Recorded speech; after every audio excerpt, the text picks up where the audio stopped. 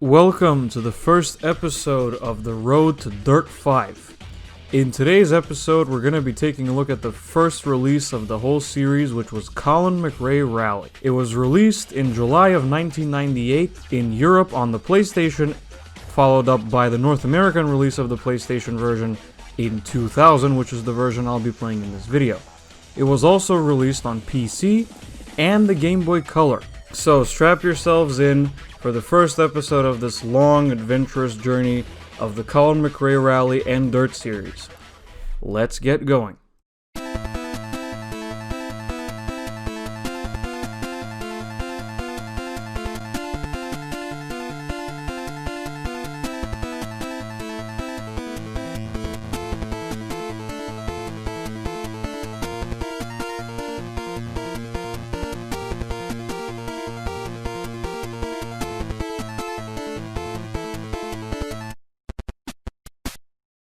What's going on, everybody? It's Korr here, and welcome to the first episode of Road to Dirt 5, where you're joining me at the very beginning of the series in 1998 with Colin McRae Rally, that was released on the PC, PlayStation 1, and Game Boy Color.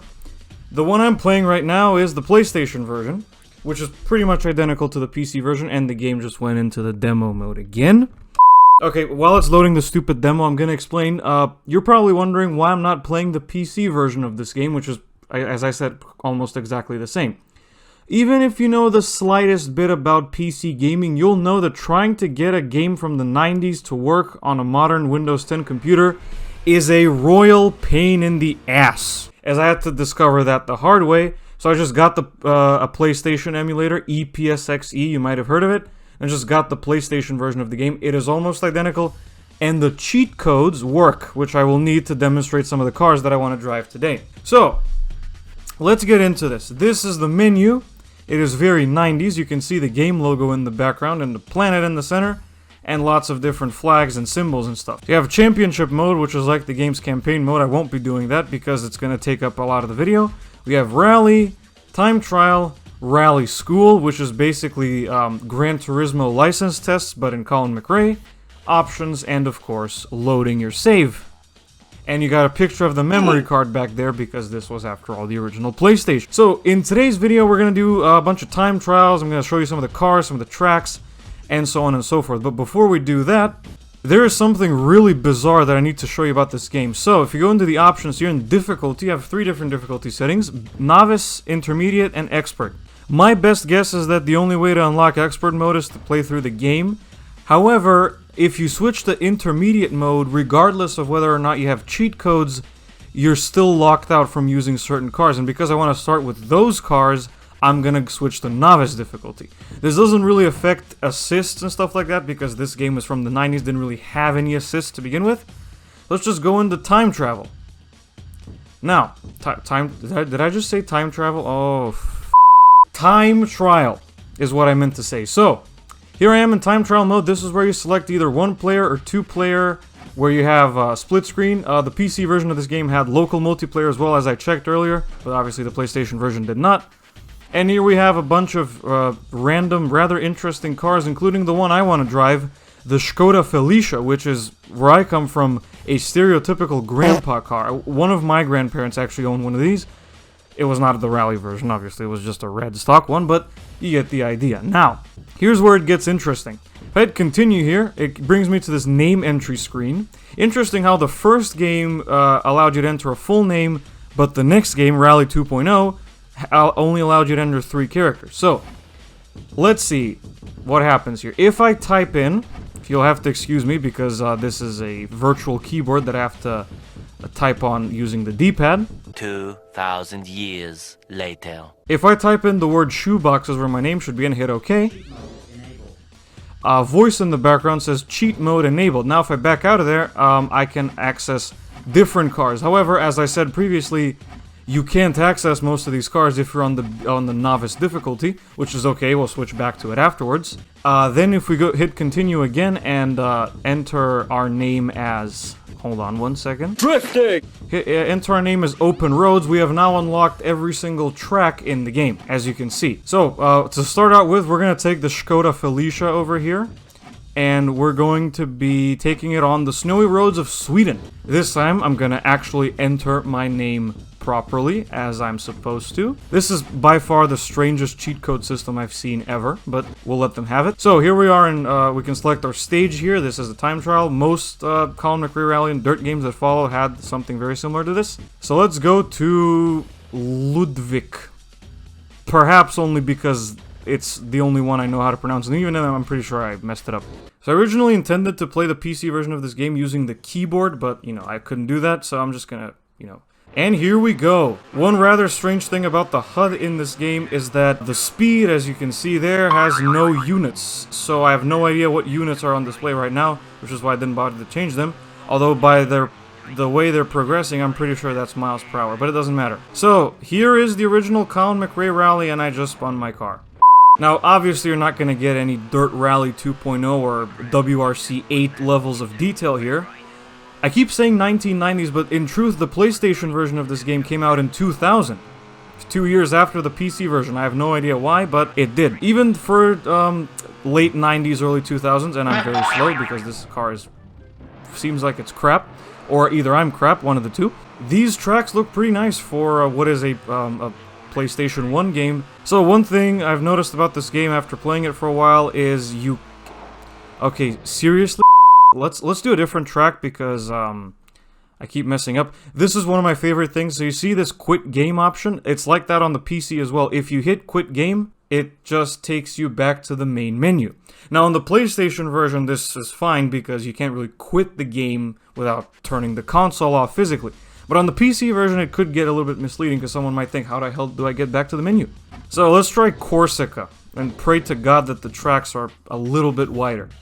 As far as I know, this is the only Colin McRae game in history to include the Rally School mode. So another thing I noticed, which I forgot to say earlier, is that the car sounds in this game are all mostly the same. But, again, you can't expect that much from a game of this age. So as you can see, this track looks very nice. It's not exactly populated. There's not a lot of people or obstacles or things on this track, but, you know, it's an admirable effort. It was one of the first games of its kind, right up there with V-Rally. And Richard Burton's Rally, and of course Sega Rally, which was around at this time. But somehow, Colin McRae Rally was more successful than any of those games, because when was the last time you heard of Sega Rally? Come on. I know I sound like I did a lot of before I filmed this video, but I guess it's just the fact that I'm really excited for this new series, and I've never done something like this before. So, what do the physics feel like? The answer is rather floaty, I want to say. So, the drifting is very loose feeling, like the car goes into a slide and it just goes from there. You see, look at that. Although this could be due to my crappy driving, and it could be due to the fact that this car is garbage. There's probably a good reason why you can only access this car on the novice difficulty. And I believe you're forced to use this car in the Rally School as well. And the HUD is extremely basic, which I like. You got the timer down at the left, you got your pace notes, you got your RPM gauge, your speed, and your checkpoints on the right. No clutter.